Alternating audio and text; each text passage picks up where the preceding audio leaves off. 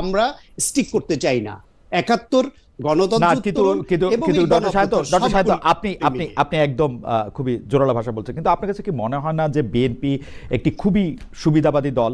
কারণ 2001 সালের নির্বাচনের আগে যে 4 দলীয় জোটের ঘোষণাপত্র সেটি আমি পড়তেছিলাম, সেই 4 দলীয় ঘোষণাপত্রের মধ্যে কিন্তু আপনাদের কখনো মনে হয় নাই জামাতে ইসলামী যুদ্ধ অপরাধী। আপনাদের কিন্তু একবারের জন্য মনে হয় নাই যে জামাতে ইসলামী 71-এর গণহত্যার সামিল করছে। এইবারও যদি জামায়াত, এইবার কিন্তু বিএনপি জামায়াতকে বাইর করে নাই, জামায়াত বিএনপি থেকে বাইর হয়ে গেছে, যদি থাকতো তাহলে আপনাদের কোনো অসুবিধা হইতো না। কিন্তু না, ওকে, আমরা একটু পরে আসি, আমরা একটু অ্যাডভোকেট রাসেলকে শুনে আসি, নাকি আপনি 1 মিনিট বলবেন?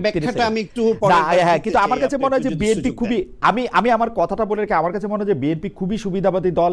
এখন এসে জামাতের যেই দোষগুলি তারা বাইর করতেছে, সেই দোষগুলি তো অতীতের দোষ। তারপরে তো মানে যদি দোষও হয়, তারপরে তো বিএনপি তাকে ভালোবাসতে কোনো অসুবিধা হয় নাই। আপনার প্রশ্নটা আমি তুলে রাখলাম, এর পরের সময় আপনি সুযোগ জি আমি আপনাকে প্রশ্ন ছাড়াই আপনি এটি শুরু করেন। ইন দ্য মিন টাইম আমি এই যে লিফলেটটা দেখতেছিলাম, যেখানে মধ্যে খুব খুশি বেগম খালেদা জিয়াকে এবং জনাব মতিউর রহমান নিজামীকে 4 দলীয় জোট ঘোষণার সময়, সেটি আমরা দেখতে পাচ্ছিলাম। যাই হোক, আমি একটু জনাব অ্যাডভোকেট আল মামুন রাসেলের কাছে একটু আসতে চাই। অ্যাডভোকেট রাসেল, আমি জামায়াতের আমিরের ভেরিফাইড ফেসবুক পোস্টে, জনাব ডক্টর শফিকুর রহমানের ফেসবুক পোস্ট থেকে আমি একটু পড়ে শোনাই। সম্প্রতি লক্ষ্য করেছি কেউ জামাতে ইসলামের প্রতি সংহতি ও সহানুভূতি দেখাতে গিয়ে ভাতৃপ্রতিম সংগঠন ইসলামী আন্দোলন বাংলাদেশের ব্যাপারে অনাকাঙ্ক্ষিত বিভ্রান্তিমূলক বিভিন্ন মন্তব্য ও লেখালেখি সামাজিক যোগাযোগ মাধ্যমে শুরু করেছেন। আপনাদের প্রতি সবিনয় অনুরোধ রাখতে চাই, সত্যিই যদি আপনারা জামাতে ইসলামীকে ভালোবাসেন তাহলে অনাকাঙ্ক্ষিত এই ধরনের সকল কাজ থেকে অবশ্যই বিরত থাকবেন। জামায়াতের মন মতো না হলে সোশ্যাল মিডিয়ায় যে ক্রমাগত আক্রমণ, এবং সেই আক্রমণের মধ্যে কোনো শালীনতা, কোনো ধরনের যুক্তি, কিচ্ছু ধারা, এইটাকে আপনি কিভাবে দেখেন, এবং জামায়াতের আমিরের পর অনুরোধের পর এইটা আসলে থামবে কিনা? অ্যাডভোকেট রাসেল। জি, অসংখ্য ধন্যবাদ খালিদ ভাই এই চমৎকার প্রয়াসে আমাকে যুক্ত করার জন্য। সাথে আমার সহ প্যানেলিস্ট সাখাওয়াত ভাইকেও ধন্যবাদ জানাচ্ছি, এবং ঠিকানার যারা দর্শক আছে তাদেরকেও অগ্রিম শুভেচ্ছা জানাচ্ছি। প্রথম কথা হচ্ছে খালিদ ভাই, আমি আসলে এটা আমাদের বাংলাদেশের কেন যেন একটা অপসংস্কৃতিতে পরিণত হয়েছে। আপনি শুধু বললেন যে জামাতের বিপক্ষ লিখলে মানুষ গালাগালি করে। আপনি আমার পেজে, আমি যে টকশোগুলোতে রিসেন্টলি টকশোগুলোতে আমি যাচ্ছি, আপনি আমার পেজে দেখবেন মানে শত মানে আমি এমন কমেন্ট আমি নিজেও নিতে পারি না। আমাকে রাজাকারের বাচ্চা, পুরোপুরি রাজাকার, মা ধরে বাবা ধরে। এখন আমি এগুলোকে আসলে মানে বাংলাদেশে একটা অপসংস্কৃতিতে পরিণত হয়েছে। আমি এটা বলছি না তারা গালি দিলে আমি তাকে গালি দিতে হবে। কেউ আমার কুকুর আমাকে কামড় দিবে জন্য আমি কুকুরকে কামড় দেবো, আমি এটা কখনো বিশ্বাস করি না। এবং জামাত থেকে আমরা সবসময় এটা বিশ্বাস করি, যারা ইসলামকে ওন করে তাদের জন্য কিন্তু আল্লাহ তাআলা প্রত্যেকটা জায়গায় বলেছে, এবং সূরা আসরের মধ্যে বলেছে যে নিশ্চয় ক্ষতির মধ্যে তারাই, ওয়াল আসরে, সময়ের কসম, ক্ষতির মধ্যে তারাই আছে যারা ধৈর্য ধারণ করেছে, তারা ছাড়া, এবং কল্যাণের পথে মানুষকে ডেকেছে। মানে আপনি ধৈর্য ধারণ করলে আপনি ক্ষতির মধ্যে নেই, এটা আল্লাহ তাআলা একবারে কসম দিয়ে আল্লাহ তাআলা বলেছে। তার মানে যারা ইসলামকে ওন করে, এটা কি জামাত ইসলামে প্র্যাকটিস করা হয়? না, আমি আপনাকে হলফ করে বলতে পারি, যারা জামাতের কিছু আছে, জামাতের সাপোর্টার আছে, কিছু আছে জামাতের সাপোর্টার আছে পছন্দ করে, আর কিছু আছে হচ্ছে জামাতের একবারে সরাসরি। জামাতের কিছু আপনি ম্যান পাওয়ারের কিছু ক্যাটাগরিজ আছে, আপনি কর্মী, তাদের হচ্ছে রোকন, কিছু ক্যাটাগরিজ আছে। আমি মনে করি কোনো দায়িত্বশীল জায়গা থেকে কেউ কখনো এটা করে না। যারা পার্সোনালি পছন্দ করে, আসলে আমি একটা কথা বলি খালিদ ভাই, জামাতের ব্যাপারটা হচ্ছে, জামাতের একটা কালেকটিভ হ্যাপিনেস আছে, একটা কালেকটিভ সরোনেস আছে। মানে জামাতের যারা জনশক্তিরা, তারা যদি একজনে, আপনি দেখবেন জামাতের এই রিসেন্টলি গুম কমিশনে একটা আসছে যে জামাতের সবচেয়ে বেশি গুম হয়েছে, কিন্তু সবচেয়ে বেশি ফেরত আসছে। তার কারণ হচ্ছে জামাতের যদি সাতক্ষীরাতে কেউ একজন যদি গুম হয়, তাহলে প্রত্যেকটা উপজেলা, জেলা শহরে আপনি যাবেন, যাকে জিজ্ঞেস করবেন জামাতকে ওন করে, সে বলবে যে মনে হচ্ছে যে আমার ভাইকে আমি হারিয়ে ফেলেছি। মানে প্রতিবারটা এত বেশি জোরালো হয়। তার মানে তাদের যে কালেকটিভ হ্যাপিনেসটা একরকম, আবার কালেকটিভ সরোনেস, এই যে কেউ শহীদ হলে সে মনে করে নিজের ভাইকে হারিয়ে ফেলেছে, আবার কাউকে এতে তো কোনো সমস্যা নাই। কিন্তু আমার সমস্যা হচ্ছে কালেকটিভ মিথ্যা কথা বলায়, কালেকটিভ যে জিনিসটা করা হয় না সেই জিনিসটা তারা আরোপ করায়। আমি দেখি যে এই জিনিসটা, মানে আমাকে যদি আপনি রেটিং করতে বলেন, আওয়ামী লীগ ওইগুলি করেছে, এনসিপি ওইগুলি করেছে, জামায়াত ইসলামী সবচেয়ে বেশি করেছে। হ্যাঁ, আমি আমি আমি আমি আমি আমি আপনাকে শুরুতেই বললাম, আমি আপনাকে শুরুতেই বলেছি জামাত ইসলামের যখন আনন্দিত হয় সবাই মনে করে আমি সাপোজ জামাত ইসলাম এবার এই এই নতুন বাংলাদেশে আমরা দেখেছি যে যত বড় বড় পোস্ট গুলো আছে, হ্যাঁ, যেমন আমাদের সুপ্রিম কোর্টের বারে সহকারী অ্যাটর্নি জেনারেল বা 150 জন আমরা দেখেছি, তার মধ্যে হয়তো 10 জন থেকে 12 জন হচ্ছে জামাতের, আর বেশিরভাগই বিএনপির। কিন্তু বিএনপির যদি কোনো কিছু মানে অ্যাচিভমেন্ট হয় তাহলে তারা মনে করে পার্সোনালি আমি অ্যাচিভ করেছি, আর জামাতের যদি কোনো একজন সমর্থক যদি অ্যাচিভমেন্ট কোনো কিছু করে তাহলে প্রত্যেকেই মনে করে যে আমি এটা আনন্দটা আমার। এই জন্য জামাতের এই আনন্দের দিক থেকে তারা হচ্ছে কালেকটিভ হ্যাপিনেস, আবার হচ্ছে দুঃখের দিক থেকে তারা কেউ একজন ভাই আহত। আমার কাছে কিন্তু এটা খুবই ভালো লাগে জামায়াতের কালেকটিভ হ্যাপিনেসের কথা যেটা বলতেছেন সেটা আমি মানিও, কালেকটিভ সরনেসের কথা যেটা মানে দুঃখের কথা যেটা আপনি বলতেছেন সেটাও আমি মানি। আমি আবারও বলি মানে এতে তো কোনো সমস্যা নাই, কিন্তু আমরা যখন জামায়াতের আমিরের সাথে কথা বলি, আমরা যখন আপনার সাথে কথা বলি, তখন আমরা একরকম প্রকাশ এবং প্রচার পাই। যখন আমরা দেখি যে আপনাদের বিপক্ষে কোনো কথা বললে এই আক্রমণটা কিভাবে আসে, সেইটা আমাদের আরেকটা এটা খালিদ ভাই, এটা কিন্তু সবার ক্ষেত্রে আজকে আজকে আজকে আপনি যদি আজকের এই শোতে আমি বিএনপির বিরুদ্ধে যতগুলো কথা বলবো, যারা বিএনপির ম্যান পাওয়ার আছে, যদিও ওনারা অন্য কাজে ব্যস্ত, যদি সোশ্যাল মিডিয়া অথবা হচ্ছে যে ভালো কাজগুলো টক শো দেখায়, এত সময় কিন্তু বিএনপির লোকজনের বা বিএনপির ম্যান পাওয়ারের কিন্তু এত সময় নেই। কিন্তু জামাতের এই জায়গাটা ঠিক আছে, তারা হচ্ছে এই যে খালিদ ভাইয়ের একটা টক শো, এই টক শোতে অনেক কিছু শিখতে পারবো, অনেক কিছু সমালোচনা সংযোজন বিয়োজন হবে, আমার জ্ঞানের গভীরতা বাড়বে, এই জন্য যে আসে এটাকে আপনি তো সাধুবাদ জানানো উচিত যে তারা। আমি আপনাকে পড়ে শোনাই শহীদুল ওনার নাম। কেউ আপনাকে বকা দিলে তাকে জামায়াত মনে করেন, এটা একটা স্বপ্নদোষের মতো না ভাই। কেউ আমাকে বকা দিলে আমি তার সাথে এঙ্গেজ হইতে চেষ্টা করি, আমি দেখি তার ফেসবুক পেজে বা তার অন্যান্য সময় সে কি বলে, তো সেই জন্য আমি বুঝতে পারি। এই যে আপনি একটা কথা বললেন, এই কথাটা কি একটা জাতীয় টেলিভিশনে এইটা সরি মানে অনেক মানুষ এটা দেখে, জাতীয় টেলিভিশন না ধরেন, এটা একটা ইয়াতে এটা বলার মতো কথা। আমি এগুলি প্রত্যেকটা কথায় আমি এটা বলতে পারি আপনাকে, এটা আমি বললাম। কেউ আমাকে বকা দিলে আমি তাকে জামাত মনে করি, ব্যাপারটা এরকম না। একদম জামাতের নাম ধরেই, জামাতের কর্মীরাই, জামায়াতের লোকরাই দেয়, আমি এটা দেখেও দেখছি। অনেকে বলে কি, আমি বলি অ্যাডভোকেট হেলাল, আমি বলি অনেকে বলে যে এটা বট বাহিনী করছে, কিন্তু বট বাহিনী বলে কিন্তু কিছু নাই। প্রত্যেকটা বটের পিছনে একটা মানুষ আছে না, একটা মানুষ থাকে, মানুষ আছে, অবশ্যই অবশ্যই অবশ্যই। এখন বিষয়টা হচ্ছে আসলে আমরা মানুষকে সাউন্ডটা বন্ধ হয়ে গেছে না, আমি শুনতে পাচ্ছি। আচ্ছা আচ্ছা আমি শুনতে পাচ্ছি। খালিদ ভাই আমরা যে কোনো একটা আইডি আইডেন্টিফাই কিভাবে করি? আমরা আইডেন্টিফাই করি এভাবে যে আইডিটা হচ্ছে প্রোফাইল পিকচারটা কার্ড দেয়া আছে। হ্যাঁ, আমি রিসেন্টলি আফ্রিকা গিয়েছি। আফ্রিকায় একজন আওয়ামী লীগের একজন নেতার সাথে আমার দেখা হয়েছে এই পূর্ব আফ্রিকায়। তো যাওয়ার পর ওনার মোবাইলটা আমি দেখলাম, ওনার মোবাইলে আমি কয়েকটা আইডি দেখলাম যে কোন একটা আইডির মধ্যে হচ্ছে আপনার জামাতের আমিরের, না আমি দেখেছি তার মোবাইলে, আমি দেখেছি। মোবাইল তো একটা ব্যক্তিগত ব্যাপার, বন্ধু না হইলে কাউরে কেউ দেখতে দেয় না। তার ওখানে সাইন ইন করা একটা বিএনপির একটা আইডি আছে আর একটা জামাতের একটা আইডি আছে। আপনি তার মোবাইল কি করে দেখলেন? এটা হচ্ছে তৃতীয় পক্ষ। তার মোবাইল কি করে দেখলেন? আমি একই হোটেলে ছিলাম, একই হোটেলে আমরা গল্প করতে করতে সামনে তার মোবাইলটা আপনি দেখেছেন? আমি সাধারণত দেখি না অন্যের মোবাইল এরকম করে। না এটা দেখি না, এটা আমি নিজেও দেখি না। হঠাৎ হচ্ছে সে যে কোনো একটা টক শো আমাকে দেখাচ্ছে, টক শো দেখতে গিয়ে আমি এই জিনিসটা দেখলাম, একটা নোটিফিকেশন আসছে। নোটিফিকেশনটা দেখলাম যে হচ্ছে একটা ছবি দেখা যাচ্ছে, যে ছবিটা আমি দেখতে পেলাম, এই ছবিটা হচ্ছে জামাতের আমিরের ছবি দেয়া আছে। তখনই আমার একটু হলো, আমি মনে করি, আমি প্রথমত হচ্ছে আমি বলছি যে এটা যদি কেউ করে, এটা আমি প্রতিবাদ জানাচ্ছি, এটা করার কোনো ধরনের সুযোগ নেই। আমার মনে হয় অ্যাডভোকেট রাসেলের এই ব্যাপারে অবস্থান আমার কাছে কেন যেন মনে হচ্ছে তৃতীয় একটা পক্ষ, এই যে নিজেদের মধ্যে একটা জুলাইয়ের যারা আছে তাদেরকে একটা ডিসপিউট তৈরি করার জন্য যে কোনো একটা প্রক্রিয়া করতে পারে।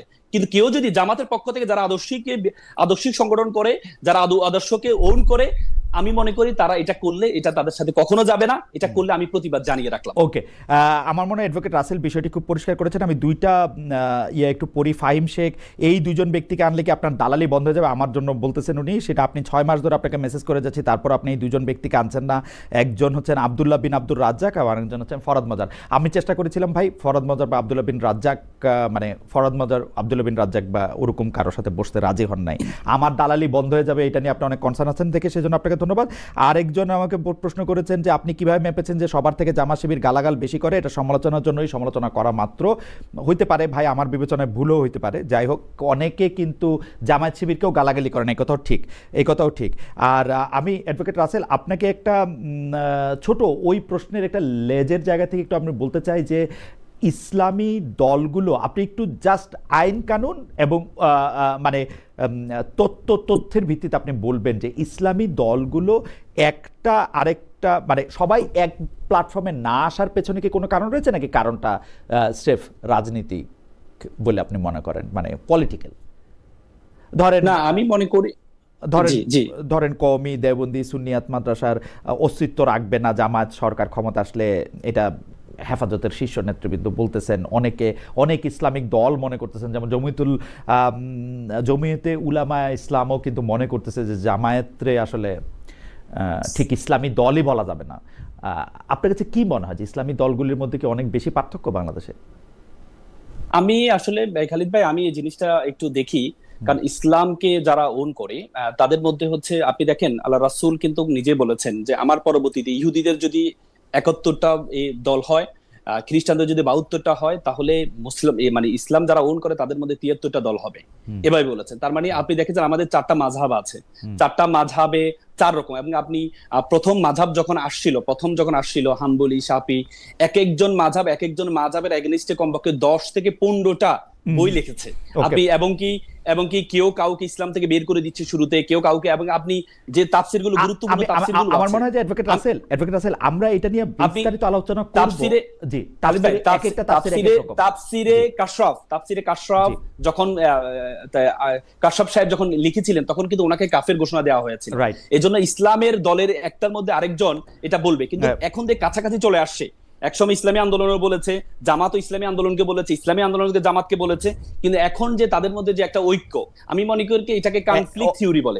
দ্বান্দ্বিকতার মধ্যে নতুনত্ব পাবে, আমি এটাকে খারাপভাবে দেখি না। এখন ঐক্য কাছাকাছি চলে আসে, এখন ঐক্য দেখেন। অবশ্যই আমার কাছে এই যে কাছাকাছি চলে আসছে, এটাই আমাদের দেশের জন্য একটা শুভ লক্ষণ যে তারা কাছাকাছি চলে আসছে।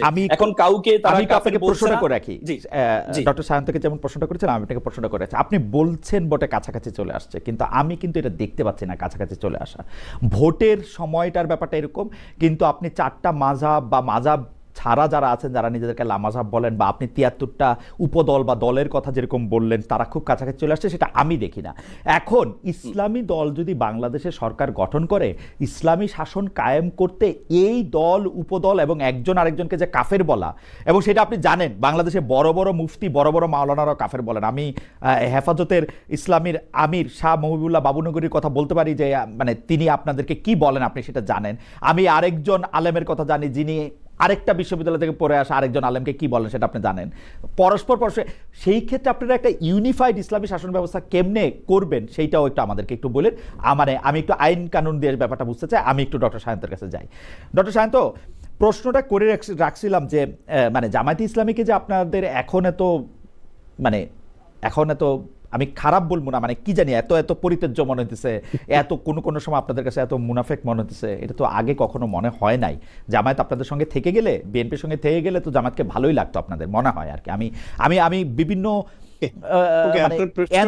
করেছিলেন, বুঝতে পেরেছি। আমি খুব খোলা মনে একটু বিষয়টা ব্যাখ্যা করি। জি প্লিজ।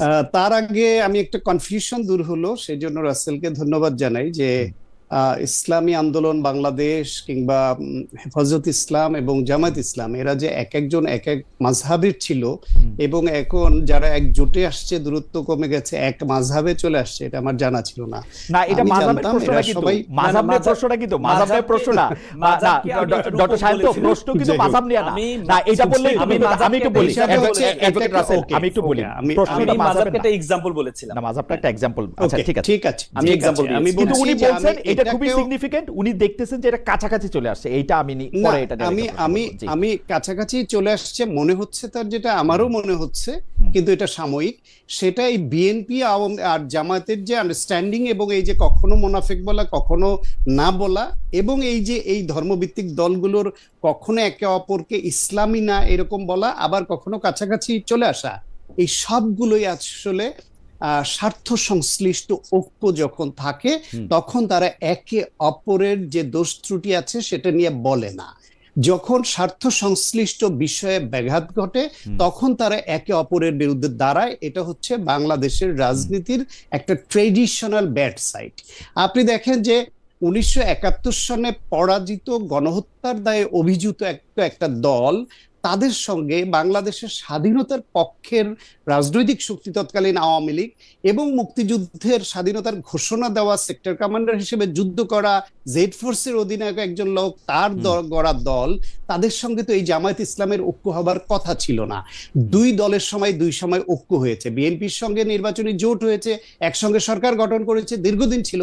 কিন্তু আওয়ামী লীগের সঙ্গেও ঐক্য, কৌশলগত জোট বা টেকনিক্যাল অ্যালায়েন্স জামাত ইসলামের হয়েছে, যেটা হওয়ার কথা ছিল না। আবার একইভাবে জাতীয় পার্টি একটা পতিত স্বৈরাচার, যাদেরকে 86-তে জামায়াত এবং আওয়ামী লীগ জাতীয় পার্টিকে সার্ভাইভ করাইতে হেল্প করলেও নির্বাচনে গিয়ে 90-এর অভ্যুত্থান কিন্তু সবাই মিলেই ঘটিয়েছে, যাকে আপনার পতন ঘটালো স্বৈরাচার বলে, সেই স্বৈরাচারকে কিন্তু এই জাতীয় এই বিএনপি এবং আওয়ামী লীগ উভয়ই কিন্তু বিভিন্ন সময় জোটে নিয়েছে, এবং এই জামায়াত ইসলামী উভয়ের সঙ্গেই জাতীয় পার্টি সহই কিন্তু ছিল।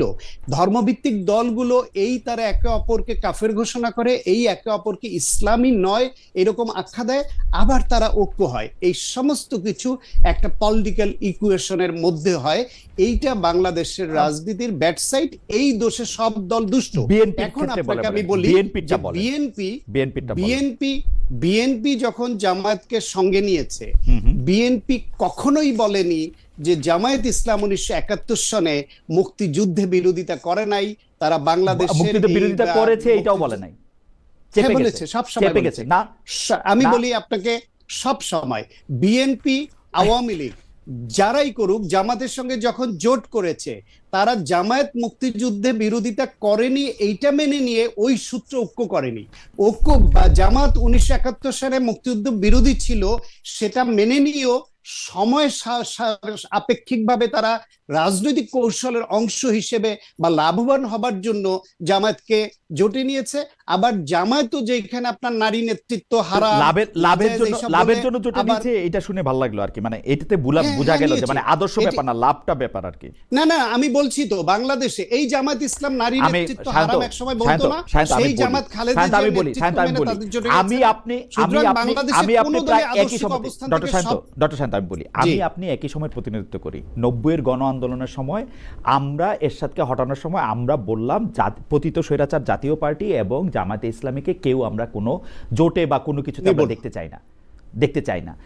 এই জিনিসটা প্রথম কে ভাঙলো? বিএনপি ভাঙলো না জামায়াতকে নিয়ে 91-তে যখন সরকার গঠন করে, তখন এটা বিএনপি সবার আগে ভাঙলো না? বিএনপি যখন 96 সালে নির্বাচনে পরাজিত হওয়ার পর যখন 4 দলীয় জোট রেখা রূপরেখা বলে, তখন এটার আগ্রহটা বিএনপির ছিল না। আপনি দেখেন, আমি কিন্তু দেখতেছিলাম যে মোটের উপর জামায়াত কিন্তু বিএনপির উপর অসন্তুষ্ট ছিল, জামায়াত বিএনপির উপর অসন্তুষ্ট ছিল নানা কারণে, কিন্তু এই জামায়াতের সঙ্গে একটা অ্যালায়েন্স করার জন্য বিএনপি সবার আগে আসছে, বিএনপি নতুন নেগেটিভ তৈরি করছে এবং বিএনপি কিন্তু জামায়াতকে সঙ্গে নিছে বেশি করে। আপনি নিজে বহুলেখা লিখছেন এই সময়। আমি আপনি শুধু শেষের এই অংশটা দেখলেন, জামায়াতকে বাংলাদেশে রাজনীতি করবার অধিকারটাই ফিরিয়ে দিয়েছে জিয়াউর রহমান। সুতরাং জামায়াত প্রশ্নে বাংলাদেশে যদি বেশি ব্লেম কাউকে করতে হয়, সেটা অবশ্যই বিএনপি। কারণ এইরকম যুদ্ধবিরোধী, মুক্তিযুদ্ধ বিরোধী একটা শক্তিকে রাজনীতিকে পুনর্বাসন করেছে জিয়াউর রহমান। এখন কথা হচ্ছে ইনক্লুসিভ রাজনীতির স্বার্থে দেশকে ঐক্যবদ্ধভাবে এগিয়ে নেওয়ার জন্য তিনি করেছিলেন, কিন্তু তার এই করাটা তার দৃষ্টিতে সঠিক মনে হলো, অনেকের দৃষ্টিতে ভুল মনে হতে পারে।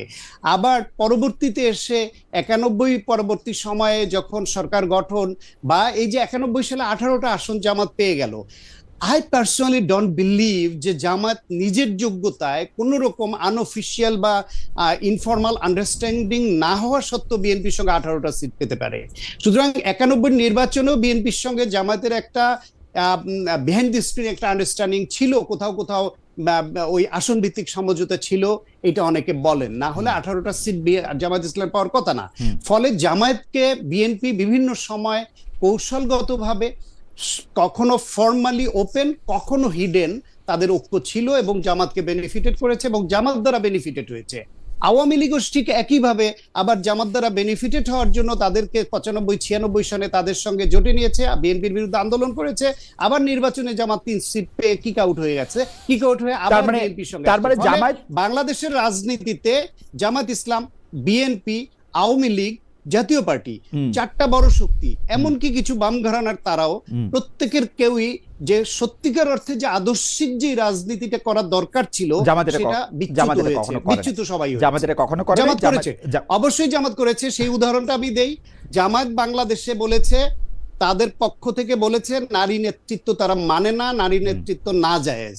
সেই নারী নেতৃত্ব মেনে নিয়ে তারা আবার বেগম খালেদা জিয়ার নেতৃত্বে কখনো, শেখ হাসিনার নেতৃত্বে কখনো রাজনীতি তারা করেছে। কিন্তু জামাত ধর্মের কথা যখন ইনফরমালি বলে তখন একরকম বলে, আবার যখন ফর্মালি বলে তখন আরেক রকম বলে। মানুষের কাছে ডক্টর সায়েন্তো এই জিনিস তো বাংলাদেশের পলিটিক্সে সব সময় আমি দেখে আসতেছি, মানে শুধু জামায়াতকে আপনি বলতেছেন, জামায়াতকে আপনি বেগম জিয়ার কথা কেন বলেন না? বেগম জিয়ার 1991 সালের আপনি ভাষণের কথা কেন বলেন না? উনি ধর্মকে কার্ড হিসেবে ব্যবহার করছেন, শেখ হাসিনা তো কার্ড হিসেবে ব্যবহার করেনি। উনি বলছেন আওয়ামী লীগকে ভোট দিলে দেশ হিন্দু রাষ্ট্র হয়ে যাবে, দেশে শাখা চুরি এগুলি দেখা যাবে। কথা হচ্ছে গিয়ে আমি বিএনপি সমর্থক হয়েও বিএনপি জামায়াতকে নিয়ে বা এই জাতীয় পার্টিকে নিয়ে ভুল করেছে আমার দৃষ্টিতে, এটা আমার ব্যক্তিগত মত, সে কথাটা আমি বলছি। পাশাপাশি জামায়াত কি করেছে, জাতীয় পার্টি কি করেছে, আওয়ামী লীগ কি করেছে, সবকটা বলছি। কিন্তু আপনি আমাকে স্পেসিফিক্যালি বলছেন জামাত করেনি। জামাত করেছে, জামাত তাদের আদর্শ, জামাত তাদের সুবিধা প্রাপ্তির জন্য মুখে যা বলে, অন্তরে যা পোষণ করে, মুখে তা বলে না, মুখে যা বলে কাজে তা করে না। এই প্রমাণ জামাতেরও বারবার দেখা গেছে, বিএনপির দেখা গেছে, আওয়ামী লীগের দেখা গেছে। আমি তো সবার বেশি কম যাদের সুবিধা বেশি, বড় দল, তারা প্রভাবিত বেশি করে। সেই ক্ষেত্রে আওয়ামী লীগ এবং জাতীয় বিএনপির দায়টা বেশি। কারণ আওয়ামী লীগ এবং বিএনপি যদি স্পেস না দিত, এদেশে মুক্তিযুদ্ধ বিরোধী এবং স্বৈরাচাররা দাঁড়াতে পারতো না। ওকে, ঠিক আছে, আমি একটু অ্যাডভোকেট রাসেলের কাছে আসি। অ্যাডভোকেট রাসেল, আগের প্রশ্নটা আমি করি যে এক একটা দল এক এক রকম, মানে এক এক ইসলামী দল ইসলামের এক এক রকম ইন্টারপ্রিটেশন করার সাথে একই রকম একটা আইন কানুন সমাজ ব্যবস্থা রাষ্ট্র ব্যবস্থা চালু করা সম্ভব কিনা ইসলামিক স্টেট হলে? আপনি এর আগের একটা শোতে আমি দেখতেছিলাম যে আপনি ইসলামিক স্টেট নিয়ে বলতেছেন যে স্টেটে নারী নেতৃত্ব সম্পর্কে যতক্ষণ পর্যন্ত স্টেট না হচ্ছে ততক্ষণ পর্যন্ত অনেক কিছু করা যায়। এখন যদি আপনি একটু বলেন যে জামায়াতে ইসলামী এরকম কেন, যে এই যে দেখেন আমি জামায়াতে ইসলামীকে 1971 সালের পর থেকে বাংলাদেশে যখন থেকে রাজনীতি করতেছে, আমি সব সময় কোনো না কোনো দলের ভিতরে কোনো না কোনো দলের ছায়া, জোটের ছায়া এগুলো এসে করতে দেখতেছি, এবং তারপরে তারা আবার সেই দল বা জোটকে সাংঘাতিক রকমের নিন্দা মন্দ গালি, মানে আমি সেই গালি মানে একটা গালি না, মানে খুবই নিন্দামন্দ করতে শুনতেছি। এইটা কেন? এই যে ধরেন বিচিত্রার প্রচ্ছদে আমি যে শিরোনামটা ছবি দেখতে পাচ্ছি, যে সেটার মধ্যে হচ্ছে বিভ্রান্ত বিরোধিতা। সেই বিভ্রান্ত বিরোধিতাটা কেন করা হচ্ছে? সেই বিভ্রান্ত বিরোধিতা শিরোনামে বিচিত্রার প্রচ্ছদে আমরা দেখতে পাচ্ছি জাতীয় সংসদ ভবনে সরকার বিরোধী আওয়ামী লীগ, জাতীয় পার্টি ও জামায়াতের যৌথ সংবাদ সম্মেলন। আওয়ামী লীগ, জাতীয় পার্টি ও জামাতের যৌথ সংবাদ সম্মেলন, এবং সেই সংবাদ সম্মেলনে তারা কিন্তু একই রকম ভাবে একই কথা বলতেছে না। আমরা আরেকটি ছবি দেখতে পাচ্ছি, যে ছবিটির মধ্যে আমরা দেখতে পাচ্ছি যে সংসদে আলোচনার ফাঁকে শেখ হাসিনার কাছে এসে জামাতের সেই সময়কার আমির জনাব মতিউর রহমান নিজামী তার সাথে কথা বলছেন, তারকে কোনো কিছু করার একটা বলার একটা অনুরোধ করছেন, এবং সেটাও পত্রপত্রিকা অনেকবার ছাপা আছে। আপনি একটু যদি আমাদেরকে এটা বলেন, তারপর আমরা শুনবো যে ইসলামী শাসনটা নিয়ে একটু বলেন। জি খালিদ ভাই, আমি আপনার প্রশ্ন আসছি তার আগে সাকত ভাইয়ের কয়েকটা বিষয় আমাকে একটু নিয়ে আসা দরকার। সাকত ভাই, দেখেন বিএনপিকে যখন প্রশ্ন করা হয় জোটের বিষয়ে, যে আপনারা জামাতের সাথে কেন জোট করলেন, বিএনপি তখন বলে আমরা কি জামাতের সাথে আদর্শিক জোট করি নাই, আমরা প্রয়োজনে জোট করেছি। কারণ আপনি জানেন জোট দুই কারণে হয়। একটা হচ্ছে আদর্শিক জোট আর একটা হচ্ছে প্রয়োজনের জোট। তার মানে বিএনপিকে যখন প্রশ্ন করে জামাতকে কেন নিয়েছে, তখন বিএনপি বলে আমরা আদর্শিক জোট করিনি, আমরা প্রয়োজনের জোট করেছি। তেমনি আজকে সাখাওয়াত ভাই বললো যে খালেদা জিয়ার নেতৃত্বে আমরা জামাত গিয়েছে, খালেদা জিয়ার নেতৃত্বে কিন্তু জামাত যায় নাই। এটা হচ্ছে প্রয়োজনের জোট, এটা আদর্শিক জোট না। আদর্শিক জোট হলে জাতীয়তাবাদের আদর্শকে মেনে নিয়ে তারপরে হচ্ছে জোটটা হয়, সেটা আদর্শিক প্রয়োজনের জোট। বিএনপি যে কারণে এই জামাতের সাথে জোট করেছে, জামাতও সেই কারণেই এই কি বলে বিএনপির সাথে জোট করেছে। প্রয়োজনের জোট করা ঠিক আছে, মানে আদর্শের মিল না থাকলেও ঠিক আছে। এটা এখন আপনি 11 দলের যে জোটটা, এটাও প্রয়োজন এবং আদর্শিক দুটি মিলে হয়েছে।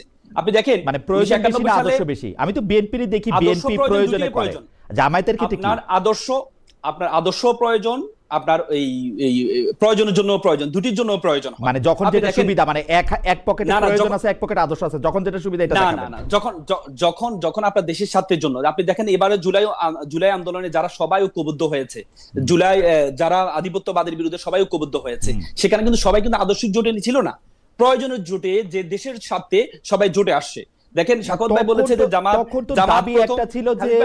দাবি একটা ছিল যে শেখ হাসিনাকে ক্ষমতা থেকে চলে যেতে হবে, পদত্যাগে বাধ্য করতে হবে, সেই একটা পয়েন্টে সবাই এক হয়েছে। কিন্তু পরে এটাকে আমরা দেখছি যে কার কত ক্রেডিট, এটা আসলে শিবিরই বেশি করছে না বিএনপি বেশি করছে, এনসিপি পুরাটা নেতৃত্ব দিচ্ছে, এটা নিয়ে আমরা যাই হোক। হাওয়েভার আপনি বলতেছেন যে এটা আদর্শিক জোট কখনো জামাত করে না, জামাত প্রয়োজনের জোট করে, তাই তো? এখনো তাই প্রয়োজনের জোট করে, এখনো তাই। নট অনলি জামাত, এখানে বিএনপিও সেটা করেছে। না, বিএনপির কথাটা আমি আলাদা করে রাখি, জামায়াতের কথাটা আপনি বলেন, জামায়াতের কথা। 91 সালে প্রথম ক্ষমতার স্বাদ কিন্তু জামাতে বিএনপিকে দিয়েছে, এবং জামাত কিন্তু তখন কিন্তু চাইনি যে জামাতের, আপনি দেখেন 150টি আসন যখন আওয়ামী লীগের হচ্ছে না, বিএনপিরও হচ্ছে না, তখন কিন্তু জামাত কিন্তু বিএনপিকে এই আসনগুলো দিয়ে তারপর হচ্ছে ক্ষমতা নিয়ে আসছে। জামাত কিন্তু মন্ত্রিত্ব চাই নাই।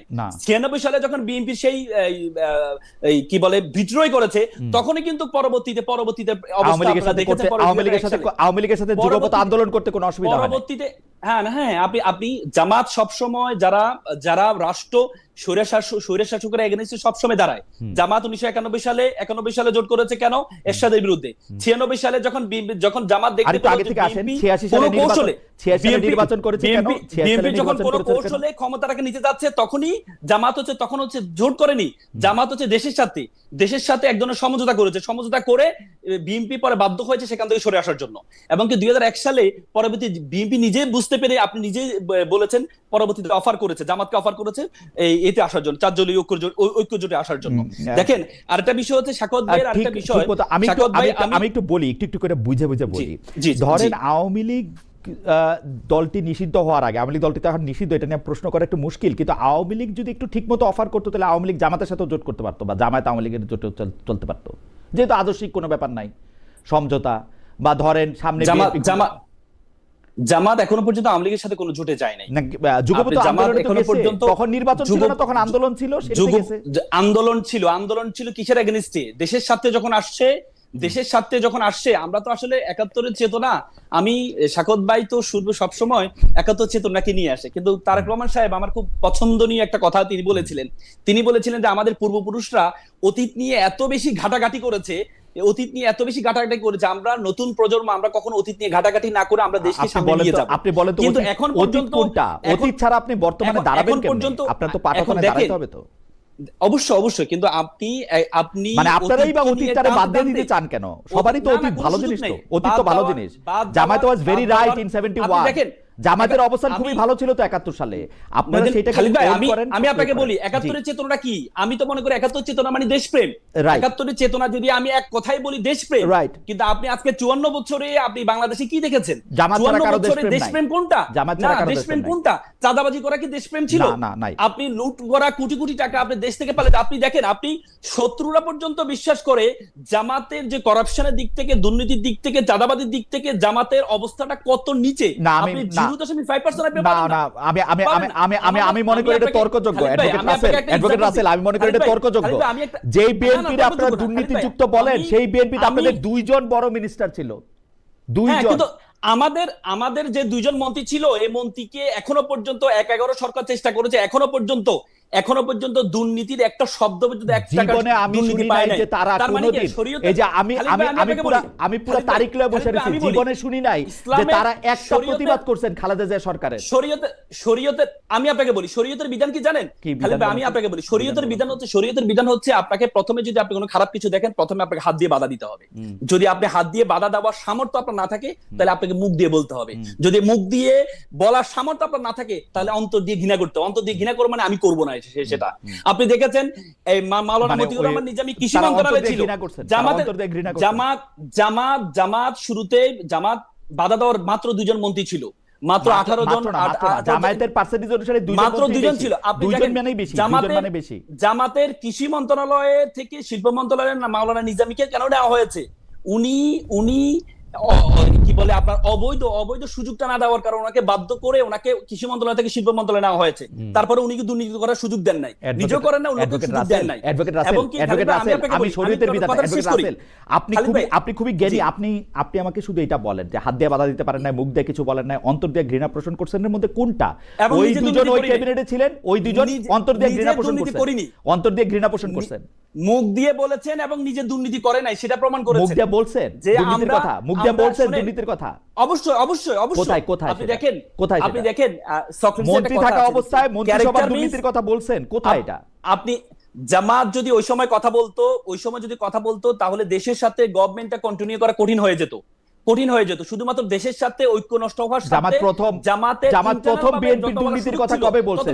আমি বলি জামাত বিএনপির দুর্নীতির কথা কবে কখন বলছে? তখন জামাত আনুষ্ঠানিকভাবে 2009, 10, 11, 12, 13 কখন বলছে বিএনপির দুর্নীতির কথা? আপনারা জামাত আনুষ্ঠানিকভাবে কখনো বলেনি। জামাত আনুষ্ঠানিকভাবে কেন বলে নাই? সরকার থেকে বাইরে হয়ে বলে নাই কেন? সরকার থেকে বাইরে মধ্যে আপনি আছেন, অবশ্যই সবসময় বলেছে। সরকার থেকে বাইরে হয়ে বলে নাই কেন?